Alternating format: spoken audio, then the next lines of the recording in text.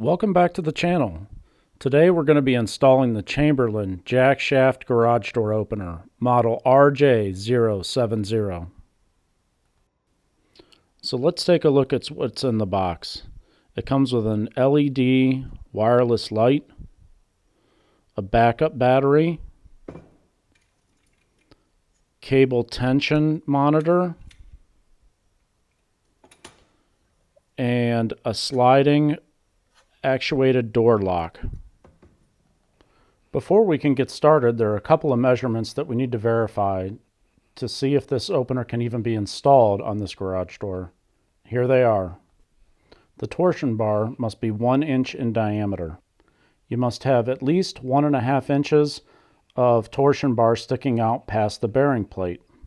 The cable drum must be between 4 and 6 inches in diameter. The torsion bar must be at least 2.5 inches away from the wall.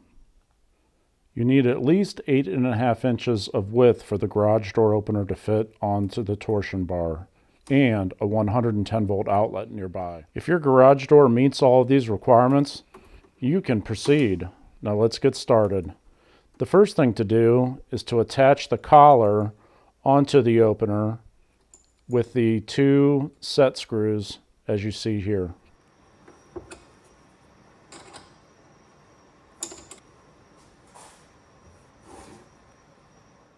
Next, you'll need to attach a small angle bracket to the lower edge of the garage door opener. This will attach loosely with 2 screws. The purpose of this bracket is to attach to the opener and to the wall.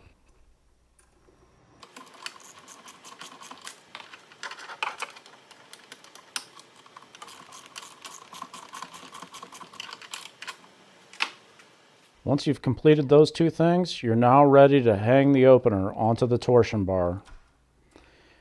It's not extremely heavy, but you have to hoist it up on here without the battery in it, of course. That would make it too heavy, and slide it onto the torsion bar. And you push it on just enough so that there's room for the angle bracket to attach to a wall mounting plate, as you've seen here. Now I'm marking the holes for the angle bracket so that I can drill some pilot holes and insert screws. Take the opener back off of the torsion bar and drill 2 pilot holes for the angle bracket to be attached to the wall. Now you're ready to put the opener back up onto the torsion bar, and after using a level to make sure that it's in a nice vertical position, you can tighten the bolts on the collar and put the 2 screws into the angle bracket.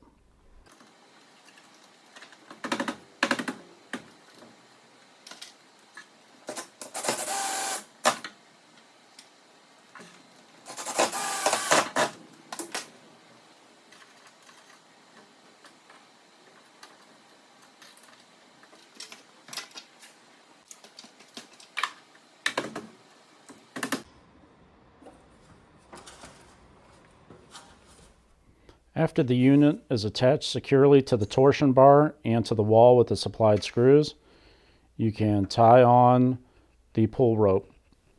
This rope can be used to disconnect the garage door opener from the door so that the door can be operated manually.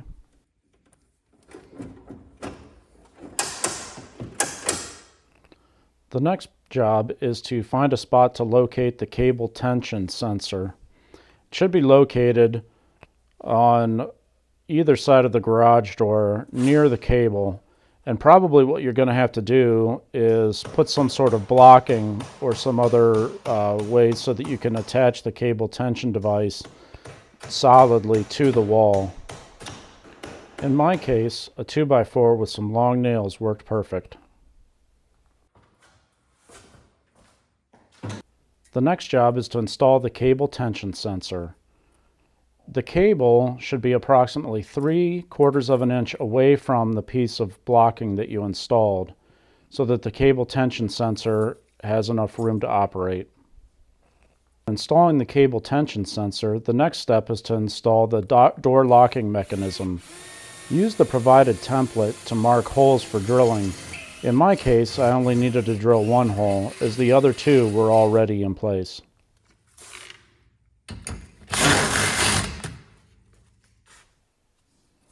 Install the door locking mechanism with the 2 screws provided.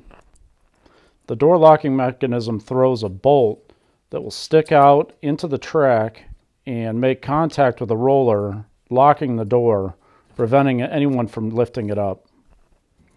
While the door lock mechanism comes with the kit, it's listed as optional to provide extra security. The door is hard to open with the garage door opener engaged, but for extra security they include this.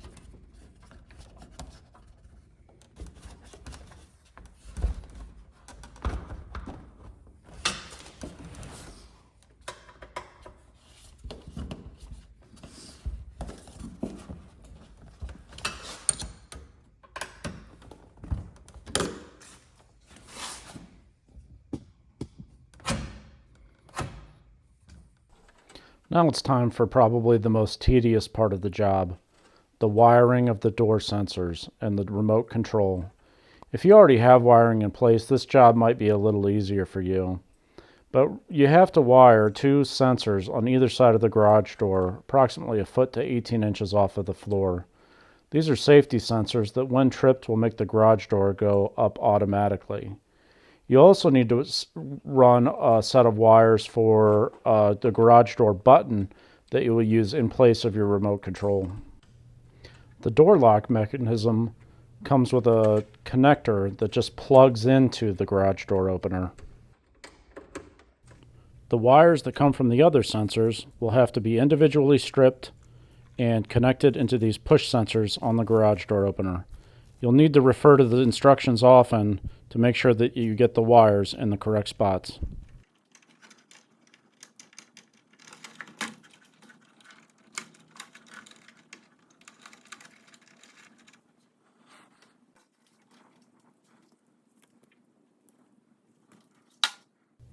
The wiring portion of this installation is a little hard to capture on camera. So if you're installing this garage door opener, you'll rely closely on the instructions, just as I did. And after all of that work, getting ready to set the travel programming of the garage door, nothing happened.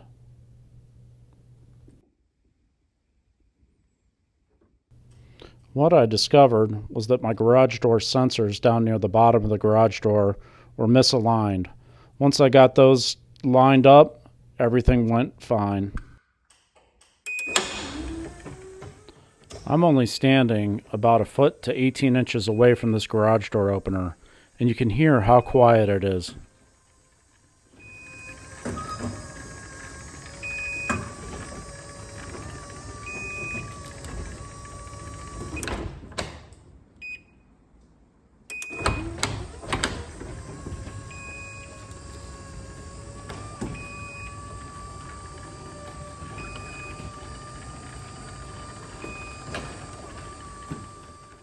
And after setting the garage door travel limits and the garage door opener force, we have one working Jackshaft garage door opener.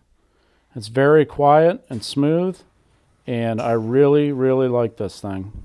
This particular model also includes a battery backup for when the power is out, the garage door will still operate, and a connection to Wi-Fi with a mobile app that will show you if your garage door is open and to let you open and close the garage door right from your phone. If you like this sort of content, consider subscribing to my channel, and thank you for watching.